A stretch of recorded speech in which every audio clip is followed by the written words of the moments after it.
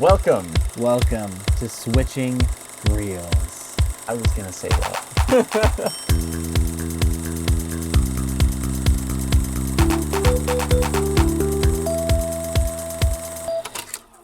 My one issue with Red Rocks is that it never seems to get loud enough for me there. Yeah, that makes total sense because it's open. Yeah. There's nowhere to reflect. The closest I've ever gotten, we're just going to include this in the podcast now. Welcome to the Switching Reels. We're talking about music right now. We'll get to the movie in a second. No, when I went to see King Gizzard and the Lizard Wizard at Red Rocks, I was like, that's the loudness that I want. And my wife called me in the middle of a song called Dragon, which is an awesome song, and it's very loud. And I could not hear at all what she was saying, and I'm still a little bit mad about it because I had to miss part of the song. Oof. Yeah. Silence your phone. I typically wouldn't. But it's my wife. Yeah, I know. When the wife calls, you're like, oh no, is something dying? Yeah, I mean, and that's the thing. That was the Wicked pup.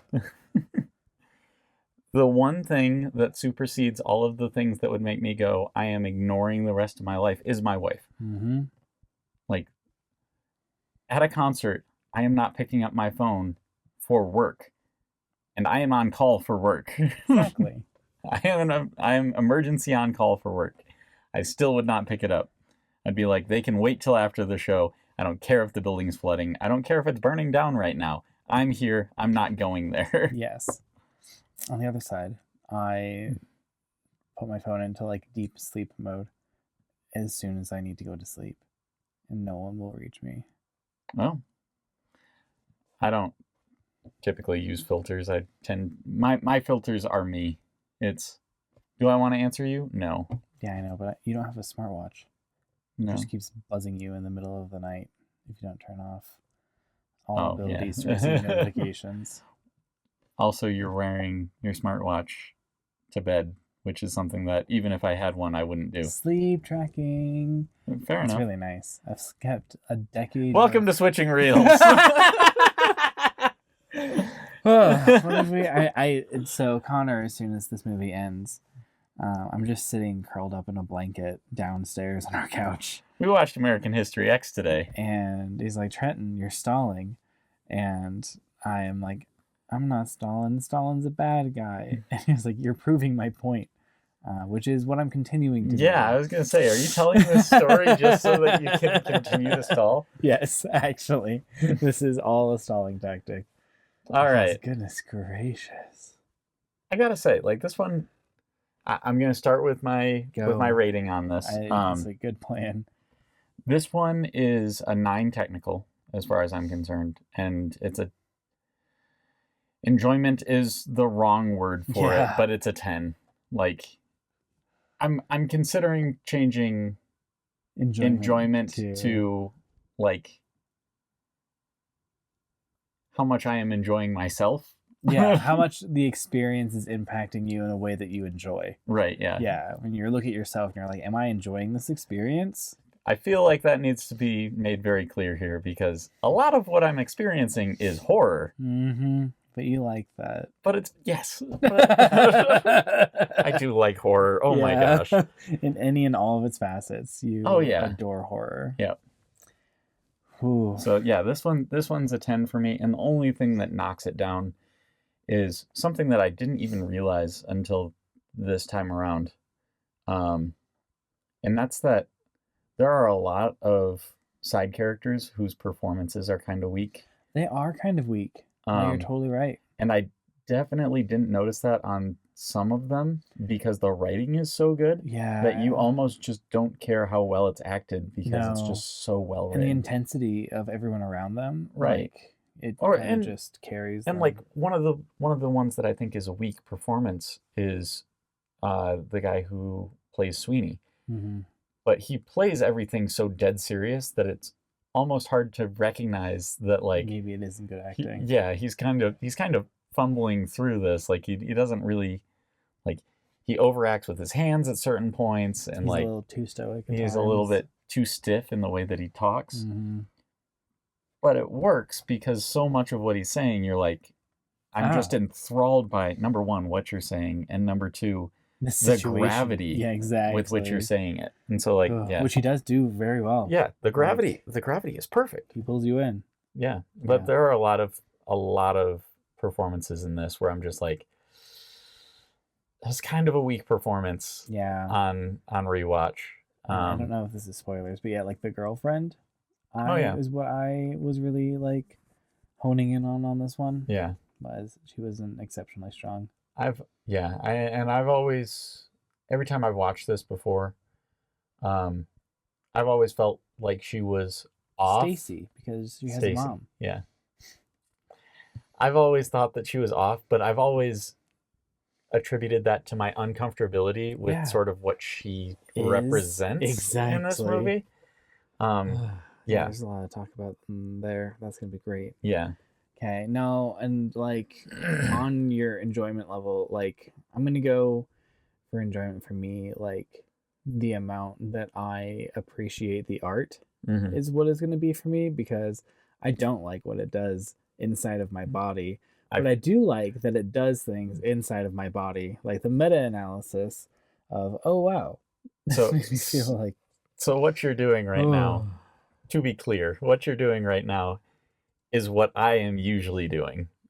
My body reacts to things, and I have to take a step back and say, do I enjoy that this did this thing? That's where I live.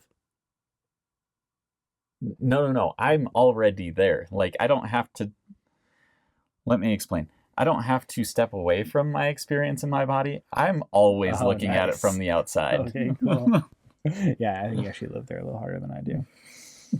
Oof. Sorry, so I interrupted your... No, so my quote-unquote enjoyment is probably also like a 9.5 or a 10.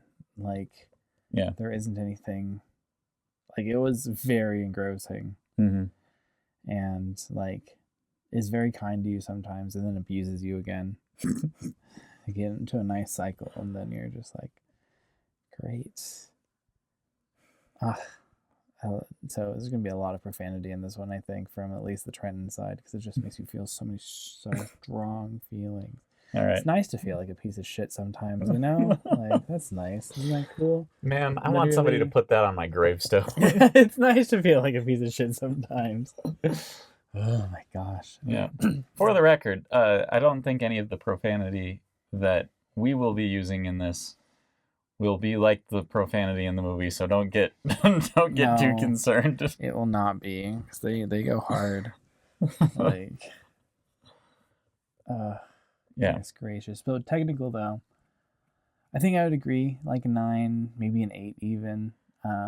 Like there are certain times where you're just like, what you doing over there, guys? Yeah, I think what made me decide on 9 was kind of what I was talking about with Sweeney, where I'm like, the acting itself, like I would knock that down, but the reason it still ends up at 9 is because the writing just picks up so much of the slack. So much of the slack. And it's almost to the point where I'm like, this is almost transcendently written. Yeah.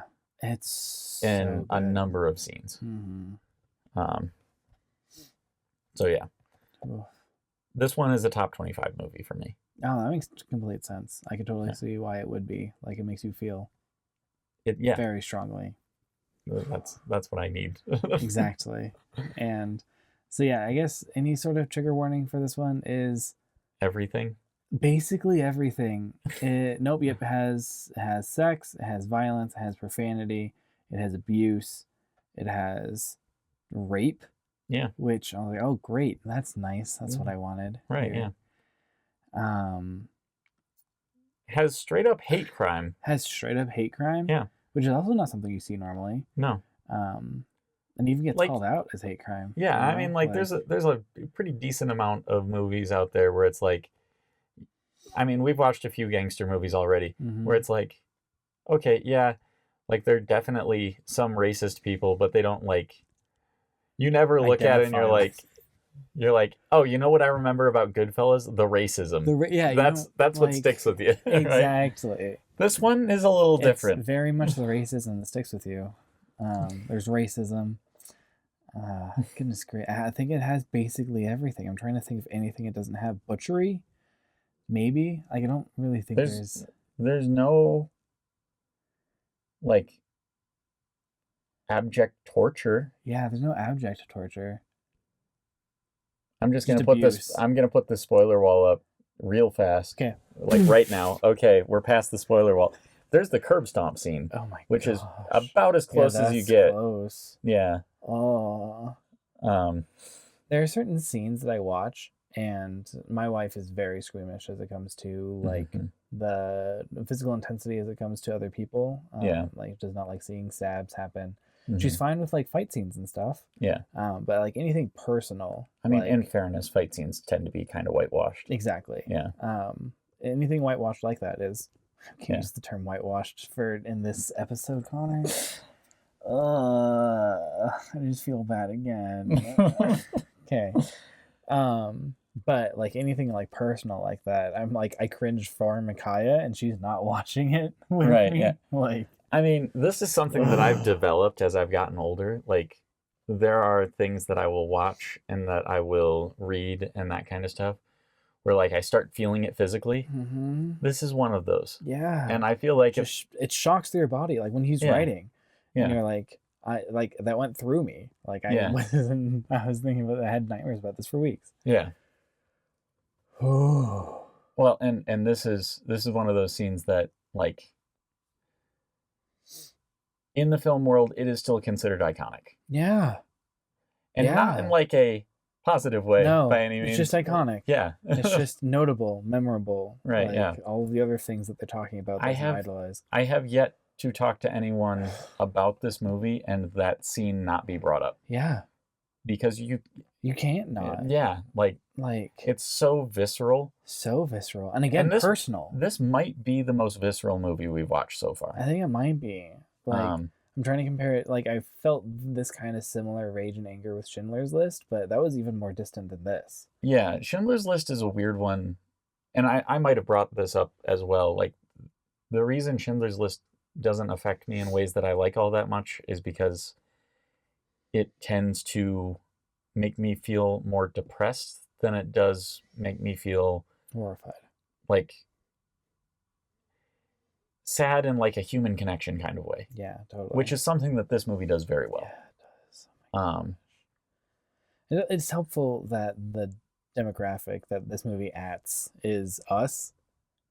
You know, like mid-20s white male Protestants. Oh yeah. Like we are the main characters.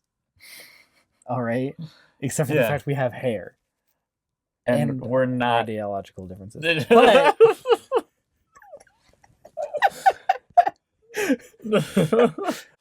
Trenton's just like, oh, I'm exactly like the people in this movie. The people in this movie. Oh my goodness gracious. It's rare that a movie can make you feel like, oh yeah, I'm the piece of shit. You're right. Whoops. I guess I don't. I'll go and fix that now, I guess. I guess I don't feel that when I watch this movie. Oh my goodness gracious. Like this movie. I'm sorry, I belong to the group that is a piece of shit. And again, I don't really feel that when I watch this. That makes sense. I think part of it is because that ideological difference. Like I feel it's pretty big for you. Like it's big for me too. You know, like promise. It's big for you. For me, it's pretty close, but you know, there's just a couple of lines that I wouldn't quite cross. Unless somebody really pushed me. I'm sorry, Trenton. I'm taking advantage of the fact that you're emotionally vulnerable. What are friends for? You know? Like, goodness gracious. Oh. Yeah. So, like, I don't know. You feel bad things, Connor. I don't like it. Do you want to revise your enjoyment level? No. Because unfortunately, you did a really good job at it. Oh. Yeah. I'm just glad that his friend in prison didn't die. Oh yeah, that we know of. Honestly, he's the best character in this entire movie. This entire movie, like by far. Like, okay, there is an argument to be made that Edward Norton did deliver a better performance, and I might make the argument that Edward Norton delivered his best performance of his career in this movie. Is that Daniel or David? Derek. He's the main character. Main character. Yeah. You thought for a little while that his brother was the main character, didn't you? And then he gets shot to death. Welcome to the spoiler wall. I mean, we've already passed. Yeah. Welcome to Switching Reels. That's it. That's all I have energy for. But yeah, I mean, I think despite how heavy this movie is in a lot of ways, I do really, really also like the messaging of it. Like the idea that, like, sort of central to this is the idea that hate can be unlearned. Mm-hmm. Like that it's... Yeah, that's a really... Yeah. Thank you for at least a little bit of positivity. Oh, I was spiraling. That's a really good point. Oof. Good. And the idea that... That's like the thesis statement, too. It like is, very yeah. shortly after... Like, the first scene we have after the flashback is... The initial flashback is the pretty close, yeah. The teacher. Yeah.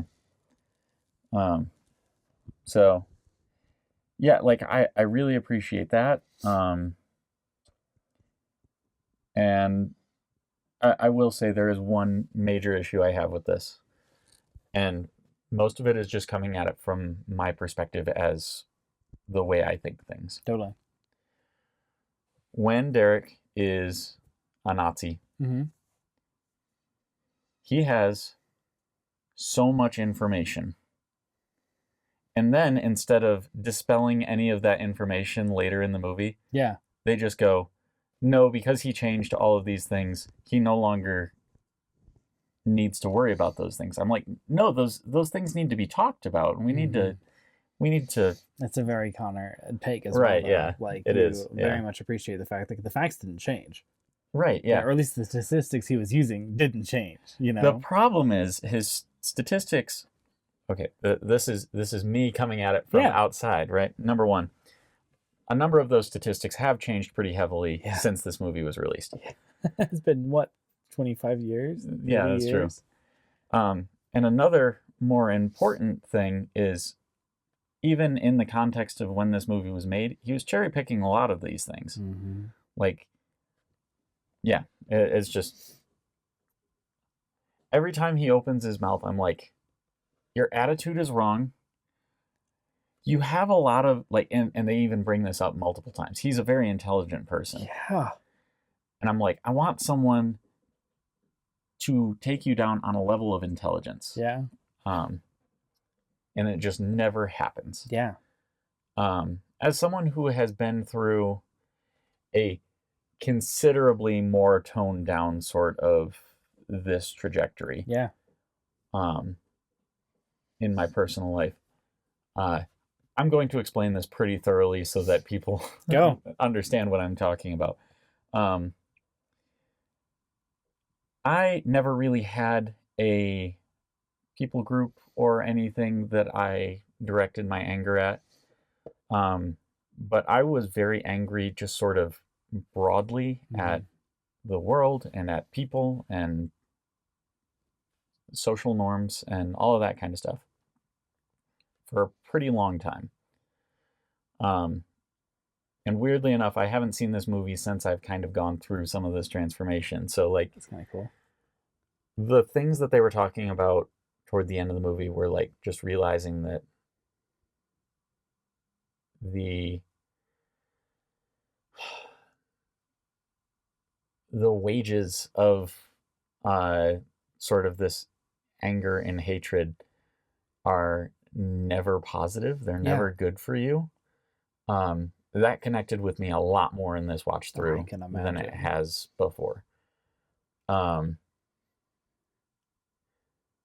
That said, I still had to grapple with a lot of the things that I was dealing with before.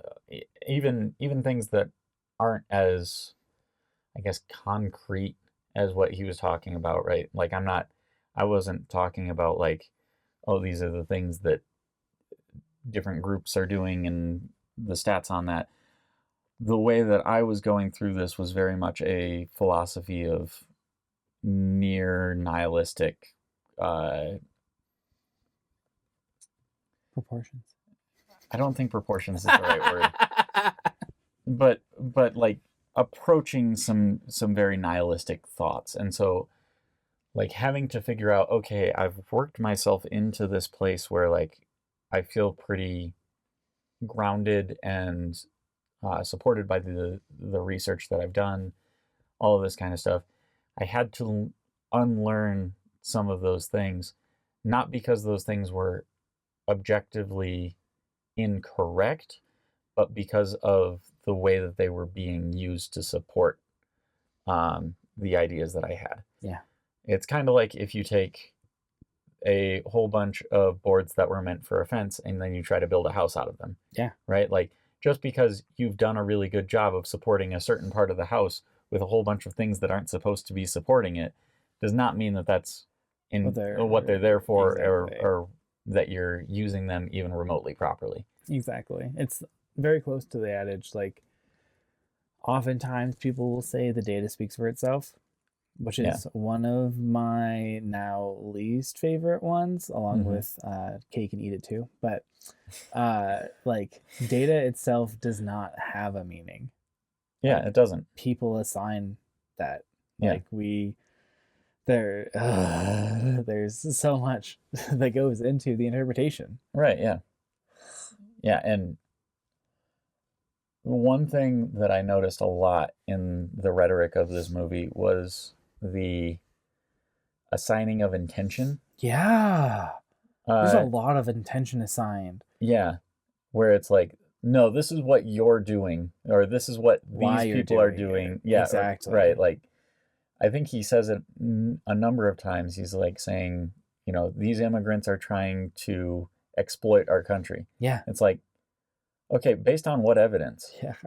Like you can bring out a lot of data here that will support very specific things that you're trying to communicate, but the intention of the people is never one of them that you are addressing through evidence. Yeah. The closest he ever gets to that is when he's talking about riots and the idea that the riots are because of the way that they unfold indicates an intention to just collect whatever they can. Yeah. Despite having or despite how it will negatively impact their community. Yeah. And like that is the closest he ever gets. Yeah. Again, there are other things in this where I'm like, they bring up good points, and I kind of wish I could just like every time one of these scenes happens, I want to sit down and be like, okay, no, you have a point here and here, but the problem is you brought it over to here, and no one ever has these conversations with them. That's true. Like it's always, no, you're just wrong. It's like, okay, the Rodney King part is one that always bothers me because I sit there and I'm like, okay, yeah, you're right. He was high as a kite. He was doing all of these horrible things. And then the police officers beat him senseless with billy clubs. Yeah. Neither party was in the right here. No, there's both wrongs. Like there's like, all can wrongs. we just say that Rodney King was a piece of shit, and also the police officers were most likely pieces of shit. I'm not familiar enough with this case to say for sure. I have some tangential information on it. One way or another, they most certainly used excessive force. Yeah. This was a case of police brutality, pretty cut and dry. Yeah. Doesn't mean that Rodney King was a good dude. Agreed. Yeah. So like there's so many scenes in this movie where I just kind of want to sit the people down and be like, okay, your rhetoric to dispute this is not good enough. Yeah. You have not thought this through. You have not communicated this well. You're allowing your beliefs in these things to cloud your ability to think clearly about them. His ability to think clearly about them is pretty strong, but he's allowing allowing complete leaps in his logic once he's built a somewhat stable-ish foundation to leap from. But I think one of the things the movie is like underpinning here is that leap ability, like the ability to leap, is based off of like the heart and based off of absolutely. the anecdotes. Yeah. And so like at the end it would be really nice to go and revisit them and be like, hey, like let's go and look at these again. Now you can be a proponent for the good things. But I am probably the only person who wants a sequel to American History X. Exactly. And it's just a documentary. No, it's not a documentary. The sequel I want is a time travel story where present day Derek goes back and talks to past Derek, to neo-Nazi Derek, and they just sit in a room and talk it out the entire time. Ooh, nice. It would be such a boring movie to most people, and I would be enthralled. Exactly, you would be. Oh, that's fantastic. Yes, good. We now know at least one or two scenes in some future books of yours. This is why I can't be a director. Damn. Has nothing to do with my choices to walk away from film. Has everything to do with my movies would be so boring to most people. But I'm riveted. I would just write out podcasts. Yeah. Yeah. That's not a bad plan. We can go and role play Future Derek and Derek. No. I don't want to write it. I just want to watch it. It'd be way too exhausting to write. The amount of bad places I'd have to go in my head and like stay there for several years at a time as I work through exactly what these characters believe and what they would be saying to each other, and I'd have to actually go do all of the research in order to compile all of this. It's too much. It is too much. I write fantasy because I can just I can take things and I've been like, as long as I think through the concept, I should be fine. Yeah. All of the like world evidence, I just get to throw that in. I make it up. Exactly. There doesn't need to be like actual like burden of proof is I'm the author. Yeah. No. You think it's this way, but that's because you're in the real world. In the fantasy world, it's happened differently. Exactly. Fancy world. I genuinely love that, actually. Yeah, absolutely. Because it also just means that you get to be like, I don't know that. You know what? I'm going to come up with my favorite answer to it. Exactly. So, oh boy. Yeah. Again, we haven't like talked a ton about like the structure of this story or done summaries or...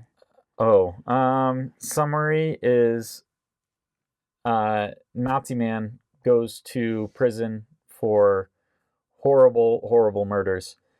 While in prison, becomes very disenfranchised with the Nazi movement and unlearns a lot of the things that he has taught himself.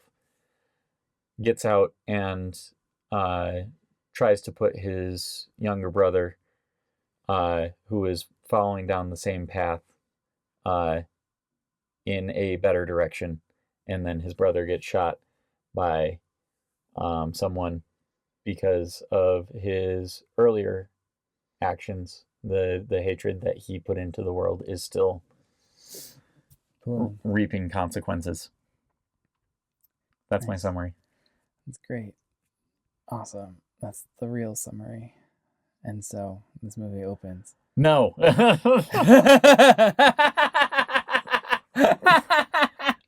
Sorry, that was a knee-jerk reaction. Just a knee-jerk reaction. Good times. This movie opens with a flashback. It doesn't close with a flashback. It closes with a flashbang as guns go into this poor semi-main character. On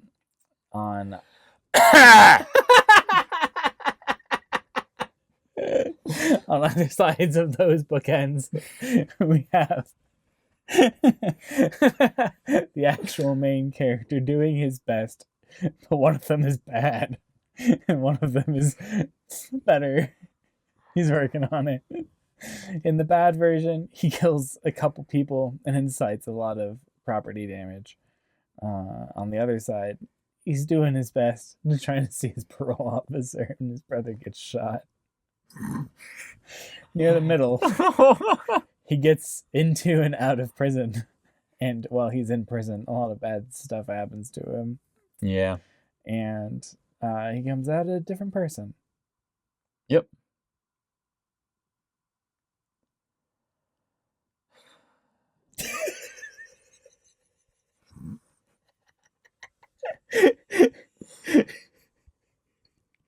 You know, it's entirely dependent on the movie and how much I am looking forward to or dreading your summary.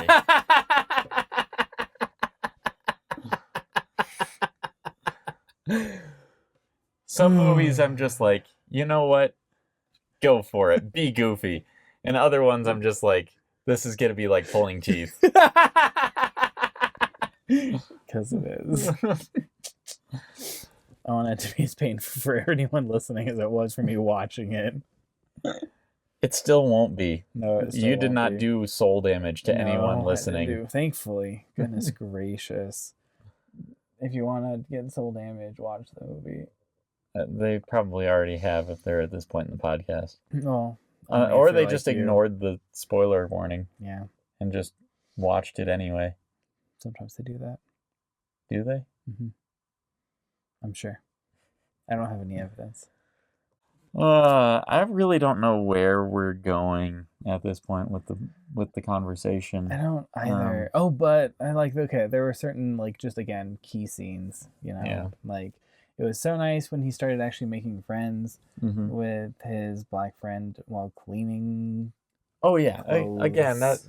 if this entire movie was nothing but that friendship going from I hate you because you're black to you are the person I trust most and is saving my life.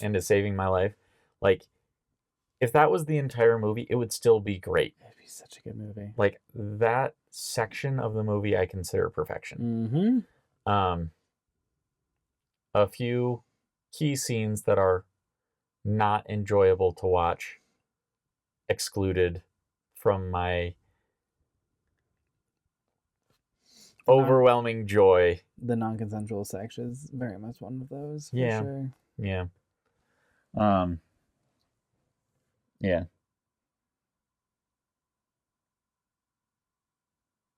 Oof.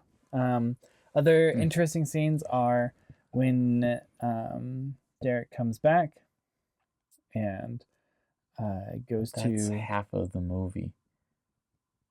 Where he comes back? Where he comes back, yeah, that's half the movie. It is half the movie. And goes to the rally-ish thing. Oh yeah. And his ex-girlfriend's there. And she turns like that. Yeah. And I was like, whoa. That's so crazy. Yeah. This is a person that you were so committed to, and now you're like, yeah, shoot him. Right, yeah. The speed at which she just goes, kill that guy because he doesn't agree. Yeah.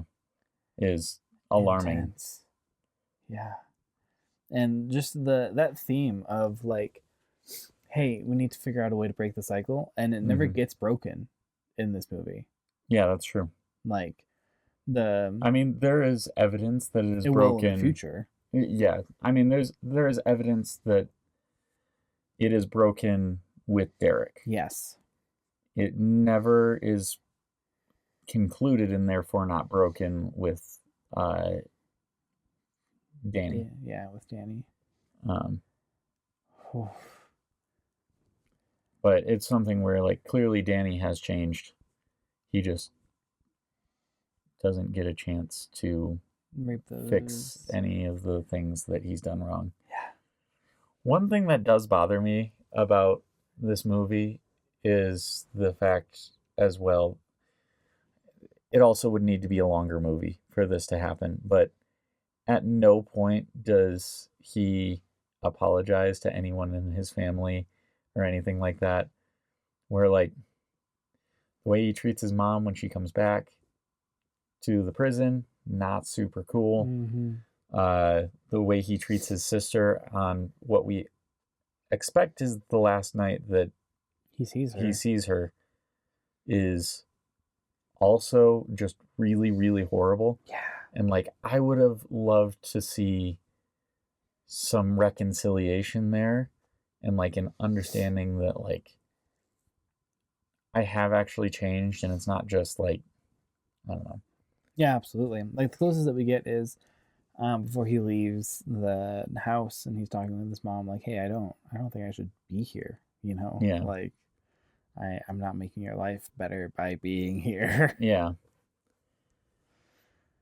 But yeah, I mean, like, you can clearly see that the relationship has changed. It's just, I would have liked to see some reconciliation because it just kind of feels like a hole to me in the emotional story that's being told. Don't you love generational trauma? I'm pretty sure that's where the lack of communication comes from. That's just like a standard, as you just don't talk about it. To quote a friend, you shove that shit down, and just don't deal with it. Oh yeah. And I don't like it. Wait, you had to quote a friend to get that one? And it's funny. I feel like that's been said a bunch. A lot, yeah. Actually, it probably was a motto, but it was recent with a friend. I mean, there's even a scene in Talladega Nights where one of the characters tells another one, shove it down, put it deep down inside, and don't ever bring it up again. Ooh. That's how you build bombs that are people. No, that's how you develop depression in people. And that too. Or like very large anger. No, again, slow seeping anger that just kind of... We're different people, Connor. We are different people. I put that much pressure on myself, who is already very intense. That leads to explosions. Man, my emotional pressure is a tight, heavy lid. Yeah, it is. I have yet to see it explode, ever.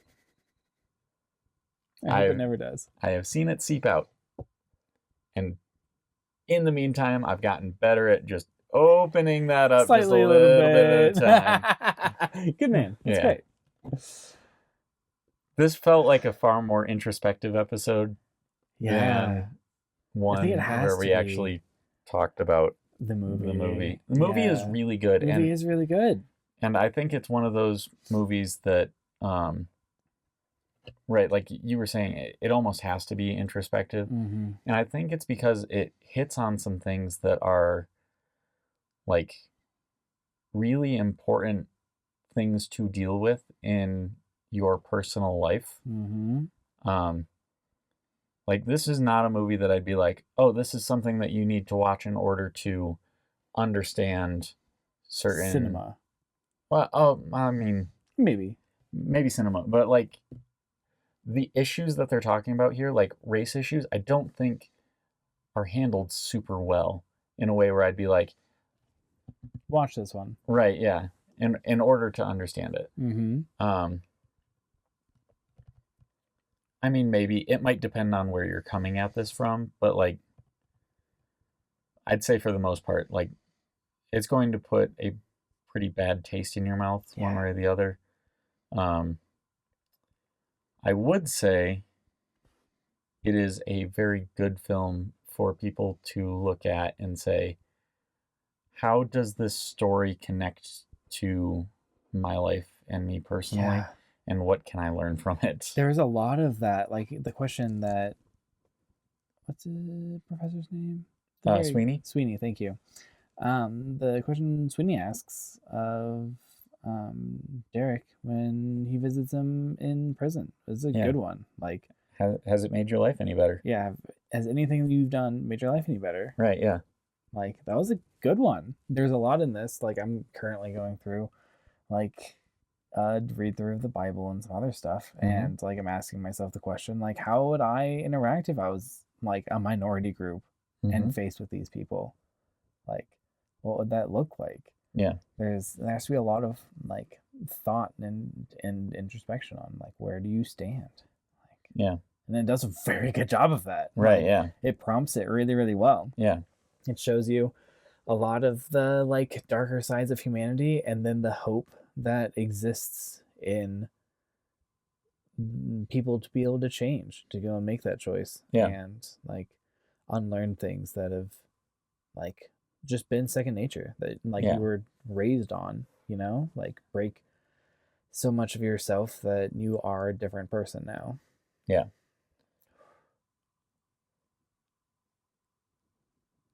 Yeah, this is a top 25 movie for me, for sure. I think I would have to agree with you. Yeah, no, it's very, very intense. Don't watch this on a with night. With small children? Yeah, with small children, for sure. And without being in a place that you're comfortable asking yourself hard questions. Yeah. You'll get a lot more out of it. Yep. There are also a lot of things that I don't feel like we have time to pull out every single one of these, but there are a lot of things that I appreciated looking at where it's like, it's almost intentional hypocrisy. Yeah. That's put in here. Where like, you bring up the fact that they talk about like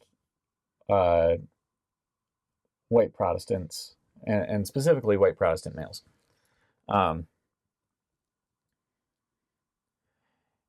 At no point in this movie could I be like, oh yeah, that's Protestant ideals right there. That's Protestant values. There's nowhere. The closest they get is something they talk about a lot, but they don't act on very much, which is responsibility. Yeah. Which is a typically pretty, it's not something where like I'd say, oh yeah, responsibility is something where like only Protestants understand it or anything like that. But it is something that is focused on by a lot of Christians. Protestant Christians, and there's a lot of biblical backing for the focus on responsibility. Yeah. These people do not take responsibility at all. And we see this over and over again, especially with the character of Seth. Yeah. Like, oh my goodness. One of my favorite things about this is how quickly it goes from he's talking to the one guy on the basketball court about betting $100 while he's still collecting welfare, and then he immediately goes to the bench and starts asking people to lend him money in order to make this bet. Yeah. And it's like, dude, do you not see the that was a joke, but it wasn't intentional. That was good. Okay, good. Yeah. Either way, he is Nazi. Yes, but like that's such like clear hypocrisy, and it's, I don't know. There's just something about it that makes me go like, ah ha ha ha. Yeah, exactly. No, the character design of Seth is perfect. Yeah, like you did exactly what you should have done with that character. Yeah, in this movie. Yep. Oof. Man, yeah. I feel like there's a lot that I'm not talking about, but for the life of me, like I'm too caught up in the conversation we've had to this point, where I'm like trying to collect all of my other thoughts, and it's not happening. We can do a second episode at some point. We said about a lot of episodes, so yeah, this was one that you could like just separate into sections. Yeah. Maybe we'll look at doing that again in the future, where we can go and assign time to all of them. But yeah, this one was just very much like human condition, but then like a little bit of like, what if it doesn't gotta be, which is very nice. Yeah.